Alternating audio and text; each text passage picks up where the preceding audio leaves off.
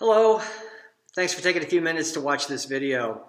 I hope you have found a comfortable place. For the last few weeks I've been looking and preaching to empty seats. And so this week I decided I was just going to fill one of them, get a little more comfortable, and share the message with you today. Hey, growing up, did you ever have a friend whose family you wished that you were a part of their family instead of yours? Their parents were cooler than your parents. Their family did a lot cooler things on vacations than yours did. When you would go over to their house and play, the parents would actually interact with you and show interest in your life. And by all indications, it appeared they had the perfect family. But then as you grew older, you began to notice some cracks in that facade, and you realized that their family was probably as dysfunctional, if not more so, than your family. When it all came down to it, you were just thankful that you were born into the family that you were born into. For the last 4 weeks, we've been ordered to stay at home with our families in order to help impede the spread of this COVID-19 virus. And by all indications, it seems to be helping and working, and we'll probably need to be doing it for a few more weeks. Our sympathy goes out to those who've had to endure the virus, and especially to those families who have lost loved ones as a result of the virus. In our country alone, almost 40,000 people have died of the COVID-19 virus.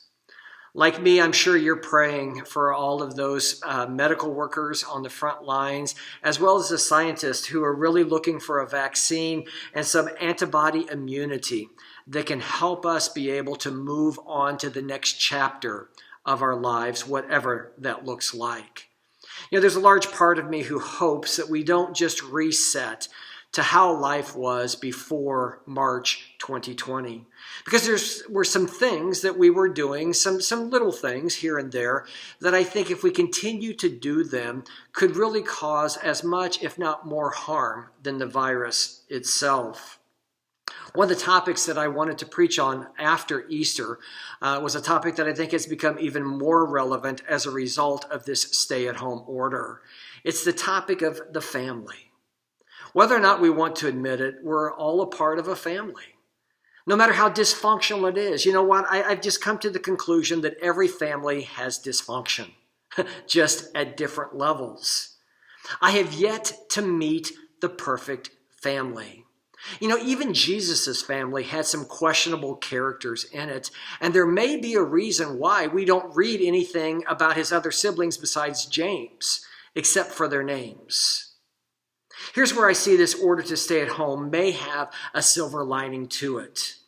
Granted, in some cases, some harm may have been done, and I pray God can resolve that. But today I want to take the high road and imagine that for most families, there was a positive experience that took place when moms and dads and kids stayed home together. Moms and dads who were working from home had to learn how to balance this tension between work and family pretty quickly. And here's what I hope didn't happen during this time. I hope that parents didn't just work on their computer in a separate room while the kids were working on their homework on their devices or playing games or watching videos. But I hope that the parents and the kids interacted. They enjoyed one another. They had fun with one another. Driving a school bus, I see this scenario play out almost every day. I will pull up to a bus stop and a parent will pull up in a car and the kids will hop out with a backpack on their back, carrying their breakfast bar, carrying their drink in their hand. I'll look, and if mom's driving, she may be putting on her makeup in the rearview mirror, and the moment that stop sign goes back against the bus, mom or dad, they're off to work. At the end of the day, when school is out, the kids go to daycare until mom and dad comes and picks them up and takes them to one of their evening activities, which is either a sporting event or an academic club, or in some cases, church events. The kids will tell me that oftentimes what happens is they'll grab something to eat on their way home from these events, eat it in the car, dash into the house, do their homework, go to bed, and then get up the next morning and do it all over again. Just think about the positive impact that this last month could have had on families as parents and kids learn together to enjoy one another. And my hope is both kids and parents learn the importance of family, even if their family wasn't the perfect family. Families are important no matter how we look at them. And this series isn't going to be about me painting a picture of what a perfect Christian family looks like, because to be honest, I can't find one. So instead, what I want to do is I want to share some of the things that derailed some families in the Bible so that we can put safeguards into our family to make sure that the same things don't happen to us today. Before we look at those in the week to come, though, today I want to just hitchhike on what I hope is a positive response to this COVID-19 stay-at-home order that we've been given, and that is that all of us have come to understand the importance of family. You know, when you read in the Old Testament, the importance of being a part of or maintaining a family's name is really pretty obvious. The New Testament doesn't have as much to say about family relationships, but there are some good nuggets of truth that we can glean from there as well. The first thing to understand about families in the Old Testament is that the main thing back then was being able to trace your family back to Abraham, because it was Abraham that God called to be the father of his people. In the Old Testament, the view of that perfect nurturing family that we often have today, that wasn't the case. The whole thing was to be able to trace your spiritual lineage to where you were considered to be a part of God's family. Then you would receive some benefits and some inheritances as a result of that. Because that was the case, you're going to find that there are very few examples of what we would call the perfect family in the Old Testament. Even the story of Abraham and Sarah has a little more than a lot of dysfunction, okay? It's got a lot of dysfunction in it. If you remember, Abraham and Sarai didn't have any children. And so Sarah concocted this idea of hooking her husband up with one of her female servants so that she would provide a son for them, okay? They did that. But then when the baby was born, Sarah got very jealous of this servant, abused her, and sent her out of the house. And then Abraham and Sarah were able to conceive. And when Isaac was born, Isaac carried on the dysfunction with this stepbrother, Ishmael, that still really continues to this very day. So when we read in the Old Testament, what we see is the word family is used a lot. But we've got to realize is that almost never is it in the same feeling or context where we think about family today. For the most part, the Hebrew words that are translated family could really be grouped into three English words that I think can provide better clarity. The words are tribe, clan, and then household or family. Household and family meaning the same thing. If you want an example of how these terms are used, you can look in Joshua chapter 7. Okay? In Joshua chapter 7, the nation of Israel had just experienced a pretty nasty military defeat, and they were trying to figure out why it happened. And so God said, I'll help you figure this out, but you're going to have to bring each tribe, each clan, and each family before the leadership, and I will help identify who it was that caused this defeat. If you read, you'll figure out that it was a man named Achan, who was a member of the tribe of Judah, a part of the clan of Zerah, and the household of Carmi. And what he did was, during the battle, he coveted some pretty expensive items that belonged to the enemy. And so he took them and hid them in his tent, even though God had told him to make sure that they took nothing from the battlefield. The results were devastating, okay, to Achan's family. But in the story, we get the idea of how the kinship structure was made in the Jewish nation. There were tribes, there were clans, and then there were families. Here's how I remember the significance of each of them. The connection to a tribe was really to show one's identity and relationship to Abraham. Hence, they had been adopted into God's family. Abraham's grandson Jacob had 12 sons, and they became known as the 12 tribes of Israel. So in the Old Testament, whenever we read about someone being a part of a particular tribe, that was to include them to show that they were a part of Abraham's lineage, which was the social connection, but was also what part of the country they were from. Because if you remember in Joshua chapter 13 and 14, each tribe was given a specific area of the promised land in which they were to settle. Then below that were clans.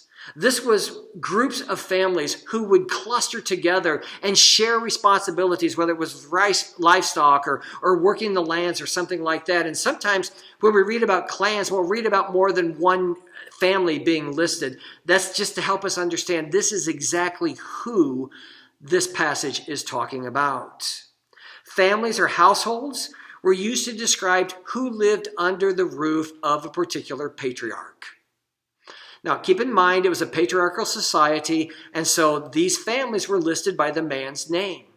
But it would also include each of his wives and the children that each of those wives gave to this man.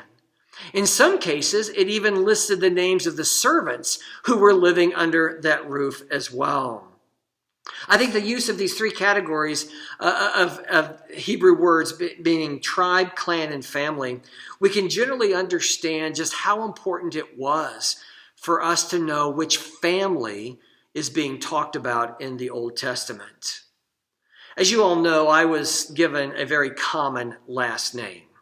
In fact, according to the last 3 U.S. census, that taken in 1990, 2000, and 2010, the second most common surname in all of the United States is Johnson. Second only to Smith. There are a lot of us out there, okay? Now, you can imagine when I'm talking with someone who doesn't know me well or know my family, but they know something about a Johnson family, they'll say, now, which one are you a part of? And so I will try to explain it to them this way. Well, you know what? Our family is primarily from the state of Illinois. We predominantly resided for the last 150 years in Sangamon County. And for the most part, we've resided as families outside the community of Rochester. In fact, my family today lives on Johnson Road. And they'll say, was that road named after your family? And I'll say, yes, it was. And they'll say, hey, that's pretty cool. And it is. And that kind of helps them understand exactly who we are. You know, family is important. And maintaining a family's name was particularly important in ancient times. I've already talked about how Abraham and Sarah took it into their own hands to make sure that that lineage was passed on. If you read on in the book of Genesis, you'll read about when Abraham's nephew Lot, his wife died, he didn't have any sons. And so what happened was his daughters went to some pretty bizarre tactics to make sure that that family lineage continued on. Perhaps some of the clearest teaching that we have about just how important families are in the Old Testament can be found in the Old Testament laws recorded in Deuteronomy chapter 25. Turn with me to that passage, Deuteronomy chapter 25, because scholars believe that this is the passage that those religious leaders were talking about in Luke chapter 20 when they went to Jesus and tested him with a question about the resurrection. The question was about if a woman's husband died and she married his brother who died and down until all 6 brothers died, whose wife will she be at the resurrection? Okay? Here's the law, okay? Here's what they were probably referring to. In Deuteronomy chapter 25, verse 5, if brothers are living together, probably as a clan, and one of them dies without a son, his widow shall not marry outside the family. Her husband's brother shall take her and marry her and fulfill the duty of a brother-in-law to her. The first son she bears shall carry on the name of the dead brother, so that his name will not be blotted out from Israel. However, if a man does not want to marry his brother's wife, she shall go to the elders of the town gate and say, my husband's brother refuses to carry out his brother's name in Israel. He will not fulfill the duty of a brother-in-law to me. Then the elders of the town shall summon him and talk to him. If he persists in saying, I do not want to marry her, his brother's widow shall go to him in the presence of the elders, take off one of his sandals, spit in his face, and say, 'This is what is done to the man who will not build up his brother's family line. And that man's line shall be known in Israel as the family of the unsandaled.'" I don't know if you heard that story before or not, or that law before, but pretty cool way to make sure that the family lineage was continued back in the Old Testament. We see something similar in the story of Ruth. When her mother-in-law and her husband, her mother-in-law's husband, and her husband dies, the kinsman redeemer law is brought into play. And that was primarily to preserve the rights of her mother-in-law, Naomi, all the things that she had inherited as a part of the nation of Israel. And so it was Boaz who steps up into that role in the life of Ruth. For varying reasons, being identified with a family was very, very important in the Old Testament. The primary one being that it showed one's connection to the one true God. But in the New Testament, after Jesus made it possible for everyone to have that connection, the focus and the primary reason for the family to exist took on a little different meaning. It then became the front line of spiritual and physical nurturing. We see this in cases like in the book of Acts, where the gospel is presented to a man and his whole family ends up becoming followers of Christ. For instance, in Acts chapter 16, remember when Paul and Silas were in jail and they miraculously escaped? The jailer was so terrified about what was happening and knowing what was going to happen to him, he was ready to kill himself. And Paul reached out and said, "Don't do that, don't do that. Here's what's happening." He shared the message of Jesus with him, and the jailer believed him. In fact, he went home, told his family what had been told him about Jesus. They believed, and that very night, all of them were baptized. The Apostle Paul wrote to Timothy a little later in the New Testament about how families need to take responsibility for the widows that exist in their families. And then he goes on to say that leaders in the church should be able to demonstrate that they can lead their own families before they begin to lead in the church. The role of family is important in the New Testament, just for different reasons. And so here's where I want us to begin to apply this topic and this idea to our lives today. The direction that our society is going, less and less importance is being placed on the family, and there are now so many different definitions of what a family is. And that's really what we can expect to happen when we're living in a country that doesn't follow godly truth. But again, my goal in this series is not to paint a picture of what the perfect Christian family should look like, but to look at those things that even derailed families who were living under God's truth, to make sure that we can put safeguards in place in our families so the same thing doesn't happen. So what I want us to do is to think for a moment about our families. For some of us, that means we're thinking about a lot of people. Okay? We've got lots of siblings, they're married, they've got lots of kids, so we have lots of nieces and nephews. We may have grandkids, great-grandkids. We may have step-grandkids. We may have, if we're younger, we may have step-parents. The list goes on and on. In fact, if we were to have a family reunion where we brought all of our family together, we'd have to rent the convention center, okay, to make that happen. On the other hand, there's probably quite a few of us who have much smaller families. In fact, maybe we could hold our family reunions around a card table. It doesn't matter what our family looks like. The point is that whoever they are, they're important to us. If you've ever talked to someone who wasn't raised by their biological parents, but who were adopted, you'll probably hear them talk about just how important their family is. I was reminded of this when I saw a story that CBS aired back in 2018 about a young Wisconsin woman by the name of Hillary Harris. She had grown up in a very loving and adoptive family ever since the time she was born. She said she's always been curious about her biological family, but that curiosity turned into necessity when she and her husband learned that they were expecting their first child.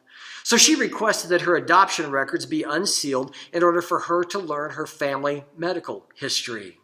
She says as she looked at the documents, it explained all of the medical history, but then there was a letter from her birth mom stating that her birth father had died in 2010 and that she had two half-sisters, one named Renee and the other named Dawn Johnson, there's that name again, of Greenwood.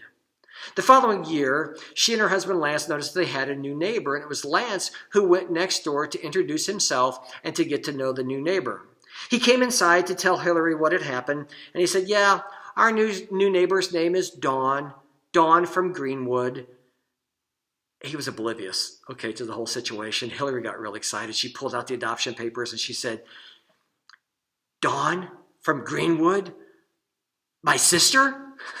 And so it was her half-sister who had moved in next door to her. After being separated for 19 years, they were so excited to be able to share life together and to catch up on everything that they had missed out on during those years. They knew the importance of family. You know, what a great reminder that is for all of us about just how important our family is and how we need to keep our families healthy and to keep them from derailing and being upset by certain things that are taking place in the world today. I know some of you are watching this video alone, and you were feeling isolated from your family long before you were told to stay home as a result of the coronavirus. Maybe you were lonely because you're surviving, you're outliving most of your siblings and the rest of your family, and so there just aren't very many of you. That's okay? Family's important, no matter what size and shape they come in. And here's something for you to remember especially, those of you who are feeling very lonely. If you've given your life to Jesus Christ, you've been adopted into the family of God. And that's a huge family. In fact, the Bible tells us that it will take every corner of heaven to house all of the family of God one day. But before that day comes, he encourages us to be a part of a section of that family that's called a church. And the reason for that is so that we can stay connected to one another, to our spiritual family or the family of God. That's why we're doing these videos. That's why we're doing events during this time when we can't meet as a congregation, just trying to keep all of us connected during this time. You know what? What I found in 40 years of ministry is that there's no perfect church, like there's no perfect family. In fact, there's a lot of dysfunctional churches. And I think what we're going to find in the next few weeks, as we look at those things that derailed families, they are the same things that derailed the families of God as well.